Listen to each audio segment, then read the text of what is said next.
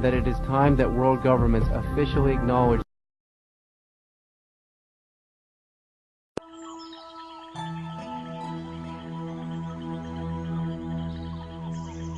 The Garden of Eden, our most enduring legend. A story found in one great civilization after another.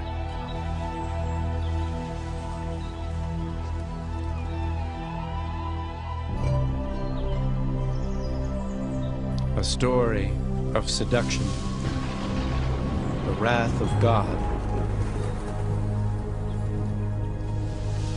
and paradise lost.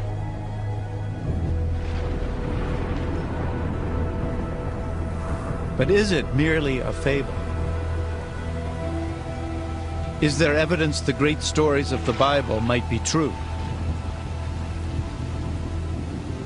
Was there ever really such a place as Eden?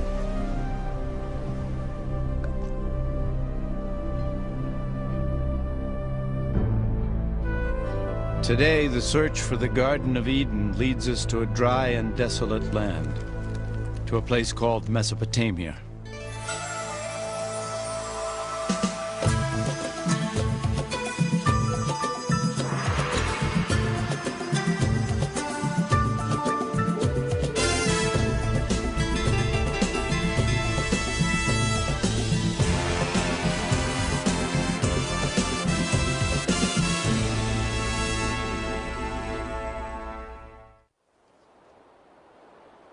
This is the land where the first seeds of human civilization were sown. And it was here that three of the greatest civilizations of the ancient world flourished: Babylon, Assyria, and Sumer. Among their ruins, the faithful have long sought answers to the Bible's most profound mysteries, while archaeologists scoured these lands for the historical foundations of belief. Our quest for Eden is a journey back in time. First to Babylon, the last of these lost civilizations. Then further into the past to the Assyrians, fierce masters of the art of war.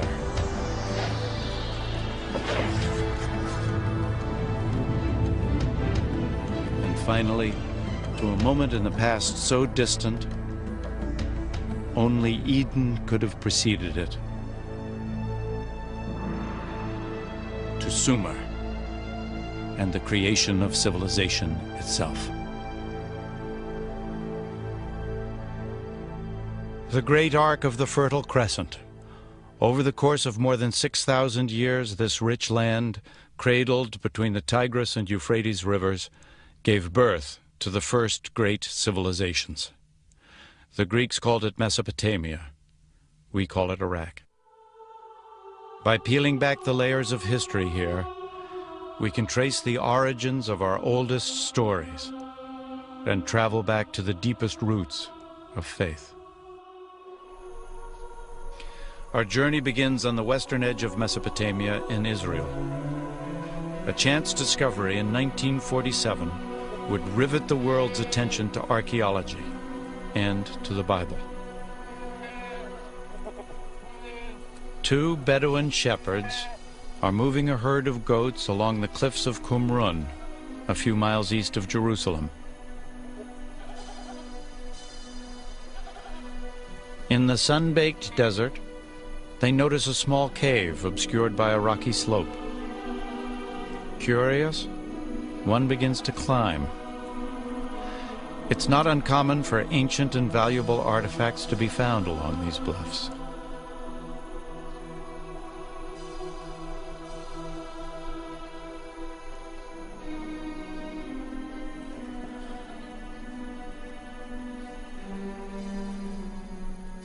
Inside the cave, the shepherd discovers the wreckage of ancient pots, leather scroll fragments, and some papyrus sheets, all untouched since the time of Jesus. These writings by an obscure Jewish sect called the Essenes would come to be known throughout the world as the Dead Sea Scrolls. In surrounding caves, hundreds of ancient scrolls would eventually be unearthed. One of them would prove to be the earliest known version of the Old Testament, including the crucial first 5 books, known to the Jews as the Torah. The Dead Sea Scrolls instantly became the focus of a tremendous international uproar, as scholars and theologians fought over their ownership and their meaning. And the sensation was outstanding. This was described as one of the most outstanding archaeological finds anywhere. So they are very precious to the Jews because they are Jewish. It comes from a very crucial period in Jewish history. They are very precious to the Christians because they are contemporaneous with John the Baptist and Jesus and so on. So they are very informative, but beyond that we have a great emotional attachment to this library. The Bible has always been a book read from 2 points of view, the sacred and the historical. A traditional Torah is always written by hand. The words are read aloud as the scribe writes, so they become a living prayer, and each Torah is considered holy from the moment it is written.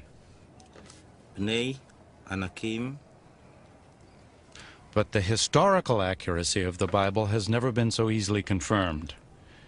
It's an effort that continues to this day. Some of the books of the Bible are excellent historical books.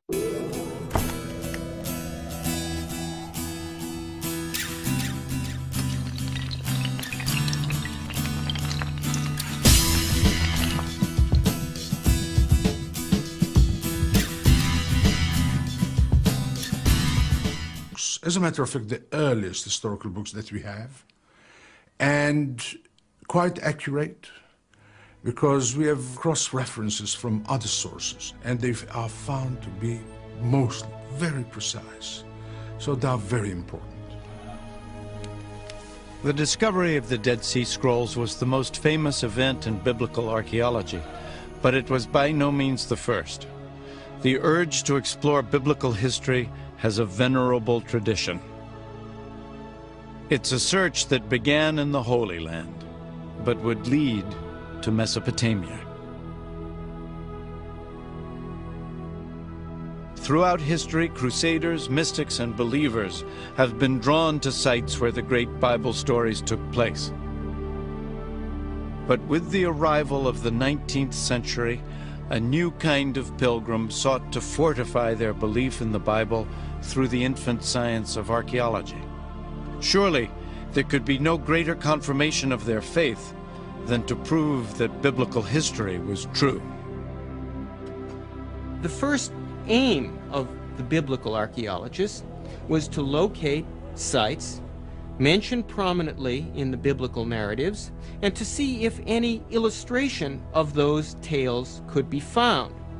To use the ancient pottery, the ancient city walls, the ancient weapons as illustrations of biblical stories that all of them had been taught from their childhood. Fueled by the excitement of early finds, scholars from all over the world raced to stake out claims in a kind of biblical gold rush.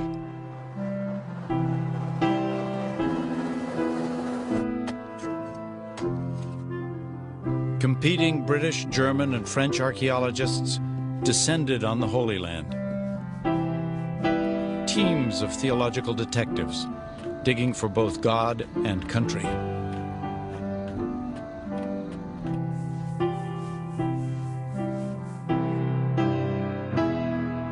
The prestige of each of the European nations in the Holy Land was measured by the kind of biblical discoveries that they were uncovering, and one of the most intense diplomatic and political battles that occurred in the history of biblical archaeology was the discovery of the famous Moabite stone. In 1868, deep in the land of Moab, Bedouins of the Bani Hammada tribe stumbled onto a mysterious stone tablet buried in the desert. The tribesmen were no strangers to the antiquities of the area or to their value to Europeans. The first Westerner to hear of the curious black stone was the Reverend Frederick Augustus Klein. He immediately set off through the bandit-infested wasteland, accompanied only by a few Bedouin guides. Klein was a missionary, not an archaeologist. When he first saw the peculiar basalt carving, he felt a rush of excitement, suspecting the black tablet might confirm his deepest-held beliefs.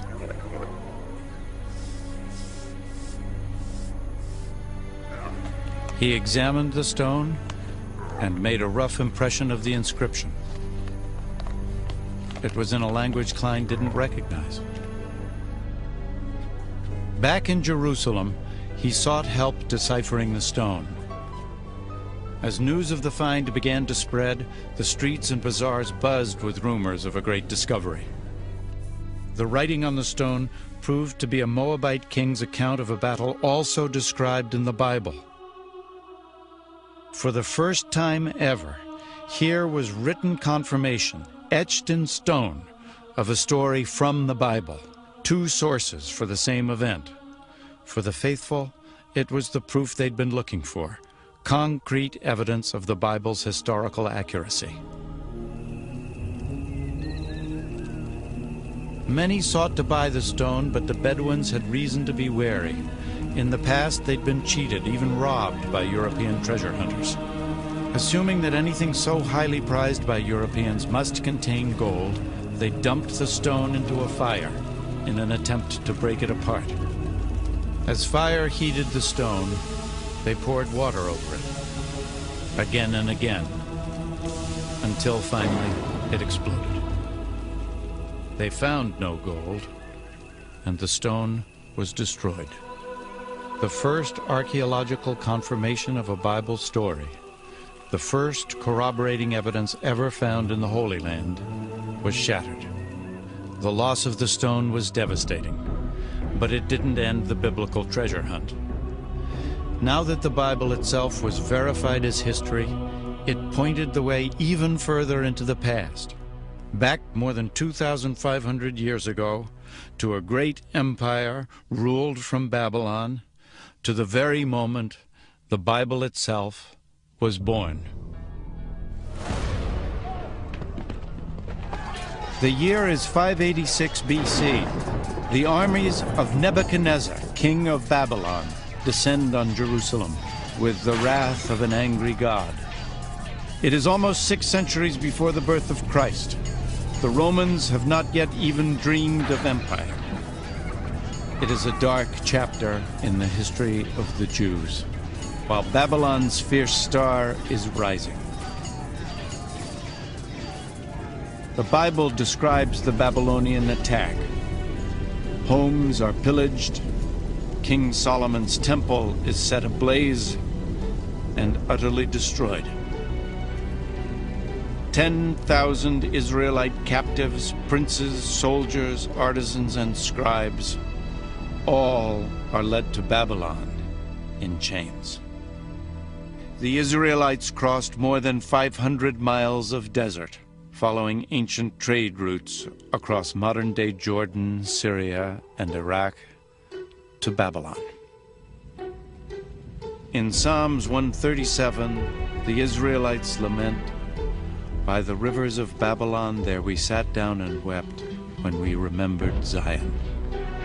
How shall we sing the Lord's song in a foreign land?" Broken and exhausted, the Israelites entered Babylon in awe of its scope and frenzy. Torn from the modest city of Jerusalem, they beheld the majestic capital of the ancient world.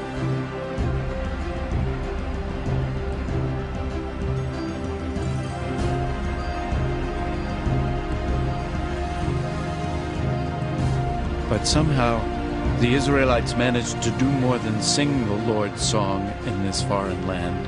They also wrote it down. If you look at any piece of oral literature and then you write it down, you're formalizing it. You're immediately setting down a text which people can criticize or can say, this is the truth, everything else is wrong. That, I think, is the biggest effect of writing down the Bible or the Old Testament. Today, the reconstructed walls surrounding Babylon are stamped with the name Saddam Hussein. But once the bricks bore another name, King Nebuchadnezzar.